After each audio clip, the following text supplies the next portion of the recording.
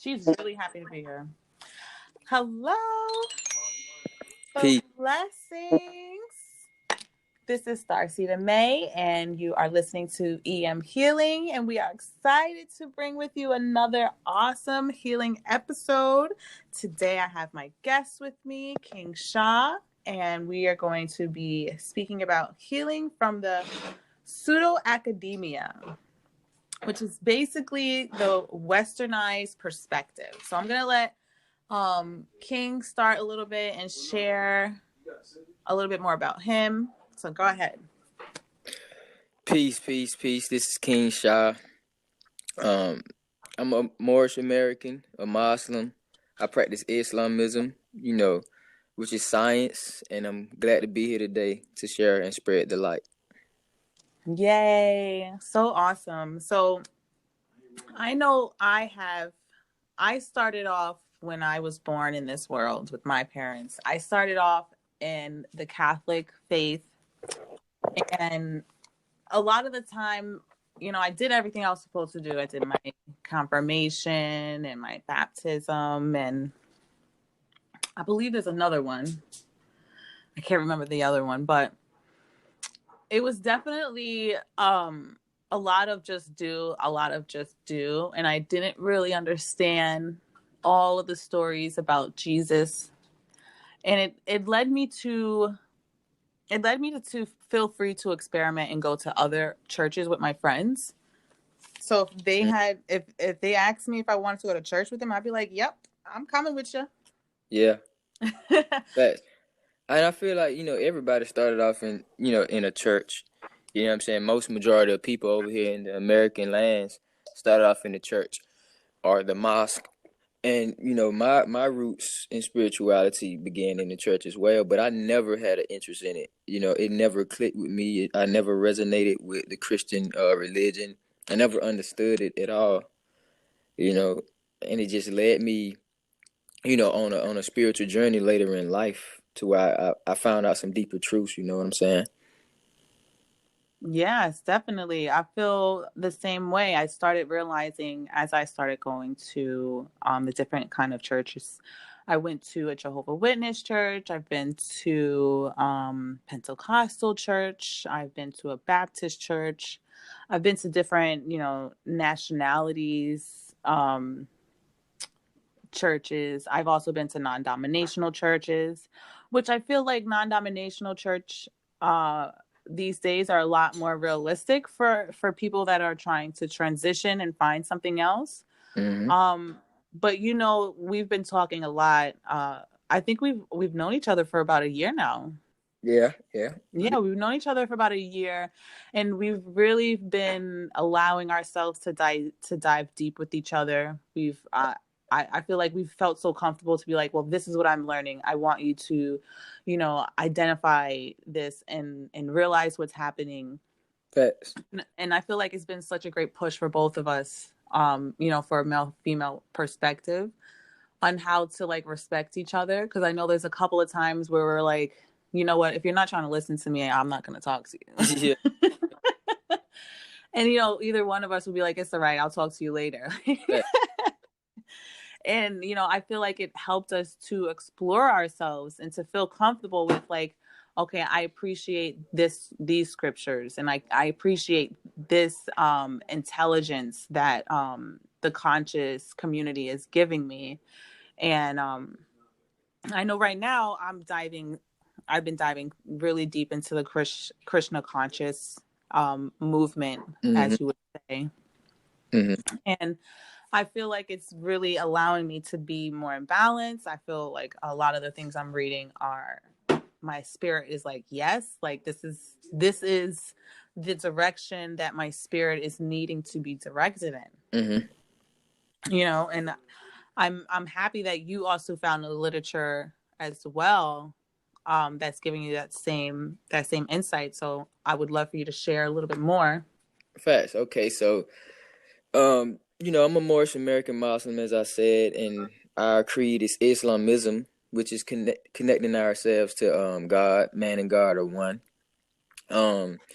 Islam, to break it down in an acronym, means I, self, law, and master. And all of I, self, law, and master, each word has its own concept. And so, you know, we believe in science. We're not held to no religious dogma or creed. So we're not bound to just reading um, the Christian Bible. We're not bound to just reading the Quran. We're not bound to, reading the Torah and only the Torah. We're not held within no religious category. We actually go through the rites of passage of each religion, because each religion holds a science, a metaphysical science Facts. that symbolizes the primordial man. Every sign and symbol of all of these religions have signs and symbols that reflect science, a deeper essence of the primordial man. And that's Yeah. one of the books I study, called Signs and Symbols of the Primordial Man. And it's a lot of books that we're not informed about. It's a lot of history we're not informed about that leads us to believe that religion, or being tied to one specific religion, is the way, when we're actually here to be scientists. So being a Moorish American Muslim is all about seeking the light. We don't shun any light, any wisdom. If it's facts, if it's science, we take it and we better our lives. And if it can't be proven, if it has no scientific base or origin, it's just religious dogma. It's something that's just a waste of time. Yeah. So we go off of things that are manufactured. That's right. When you realize that, I realized that all of the information has a little bit of something for us to take from it. Facts. So when you realize that it's not that anybody is doing anything wrong, being they're being exclusive instead of inclusive. Facts. And the only thing that needs to be sacred is what you're learning for yourself, when you're trying to be, when you're putting yourself in that spiritual realm, to where you want to be really focused and devoted to your creator. And whatever word that we want to attach it to is fine, but Facts. we all have to come to that exception that we're all just learning to lean into the creator within us. And Fact. there's no right religion, At I all. I It's feel like they all have something That's for a us fact. to learn. That's an absolute fact. And see, the thing is, if we want to know spirituality, if we want to know the divine path, the truth, the essence of all things, we first have to know history. And see, that's one of the things a lot of people don't understand. A lot of us just want to jump into things without knowing without knowing the origin of things. We want to jump into things head first, and we haven't studied well upon these scriptures and texts, or where they come from and where they originated from. Who were the people that wrote these scriptures? What were their beliefs? Where did they get their beliefs from? You see, the rabbit hole goes deep, and a lot of Yeah. us stop at the surface, and we never have a true understanding. And see, in Islamism, in moorish science, we know that law, science, and history are all supposed to synchronize. To make sense. Everything has to make sense. Yeah. You know what I'm saying? Like, we go into every religious creed looking for the science, looking for the essence, because that science is the law. Science and law are the same. Laws of Yeah. government are supposed to be in harmony with laws of the universe, but people don't understand that. Like, it's deeper things about spirituality than what we believe. Our spirituality is supposed to enable us to thrive upon this planet Earth with absolute freedom. Freedom is what we need. Freedom at all. Freedom is what we need. And we're only going to find freedom by diving into what we already know, which is our history, our herstory, our story, whatever you want to call it. The information is there for us. And we're only speaking this because, you know, I know that there was a point in time where I felt lost and lonely and confused in a room full of people Facts. and didn't know why. And Facts. now I know was because I didn't have the background to the story, you know? Facts. We got the reason why. We got the education on what to do while we're here. We didn't get educated on why we're here, you know, or how we got here, or and how we can obtain being more in alignment with ourselves, you know. Facts. That's a fact. It's So what do you feel like could be the best way to get us to start introducing spirituality into our everyday lives? Because when I've been networking and I do run into people that are spiritual, you know, they almost sound sympathetic because they are having to address their spirituality. You know, like, oh, they'll mm, say, like, you know, my, don't mind me, but I always have to bring God into this, and I want to say a prayer really quick. You know, I want people to not have to feel that hesitation. mm, facts. Well, what I first feel that people should do when they're trying to bring their spirituality into their everyday lives, they have to first make an agreement with self that they're not going to let anything external of them not connect with who they truly want to be. I feel that we also have to go into learning about our history. We have to first educate ourselves on history. You know, like I was saying, like a lot of us jump into things and we don't understand where it comes from. We don't understand things and we're just going by he say, she say, and a lot of us don't do the research for ourselves.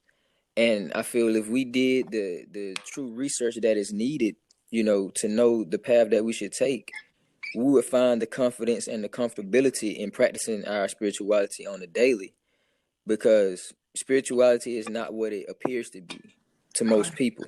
Yes, 1,000%. I Fact. just I just learned that last week. Like, Fact. I got an even more intense understanding of how much we don't understand our spirituality, because, you know, I'm learning, I'm going to school to be a yoga instructor. I feel like that's, you know, part of the medicine to, you know, revive my well-being to be back to full capacity. Mm-hmm. And I start reading this, and it's immediately the first couple of words, it's talking about how there's 8 parts of yoga. Mm-hmm. And the part that you go to the gym and experience is just one part of yoga. So it's actually asana, which is Fact. the physical, is the movement of yoga. So Fact. There's always some deeper essence to there's everything. 7 other levels of yoga that, Mm. if we were just taught all 8 of these levels from childhood, we wouldn't even have these confusions. Exactly. We it's a lot of confusions we wouldn't have. You know, if like I said, if we knew the true origin of all things, you know, we're Hmm. taught.